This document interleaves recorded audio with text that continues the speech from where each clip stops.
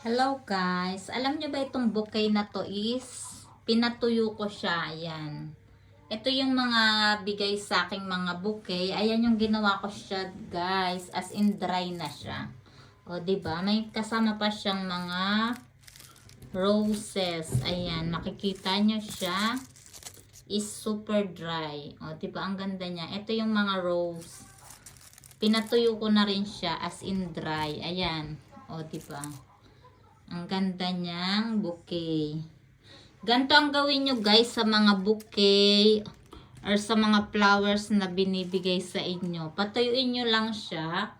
Ayan guys, yung ginawa ko siya. Oh. Patuyuin nyo lang siya. Tapos gawin yung bouquet. Bouquet din siya. Oh. As in dry nga lang siya. Pero napaka ganda. O, diba? Ayan siya. Oh. Dry na siya. Ito din. Ayan. O, diba? Napakagandang tingnan. As in yung collection ko. Kino-collect ko siya. Tapos pinapatuyo ko siya, guys. Ayan. O, diba? Napakaganda ng aking dry flowers bouquet. Ayan. Meron din siya, guys, ditong. O, diba? Parang autumn tree.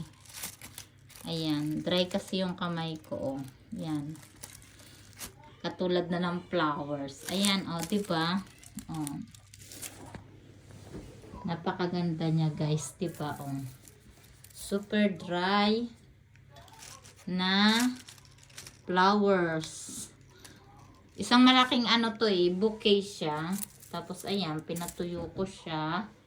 Tapos, yung mga flowers, rose, and everything na binibigay sa akin is pinapatuyo ko lang siya. Tapos ayan na siya. O, diba? Napakaganda ng aking pinatuyong flowers. Ganyan yung ginagawa ko guys. O, diba? As in, dry na dry siya. Nasa malaking ano siya. Base. Ayan. Ito ang aking video for today. O, diba? As in, ayan na siya. Hindi ko na siya masyadong ginagalaw kasi baka maglaglagan. Pero ano na siya, hindi naman siya nalalaglag. Ayan o. Kahit galawin ko siya. Diba? Ayan din yung mga ano siya, dahon din siya ng bouquet kasi ito isang malaking bouquet kasi ito, tapos pinatuyo ko, tapos sinamahan ko siya nung lahat ng binibigay sa akin. Ayan, collection. Ito napakaganda nito, parang autumn ano siya, autumn leaves. O, diba? Ayan. That's it guys, video for today's. Ayan, o, diba? Kahit na ano siya, at least decoration mo. Ayan.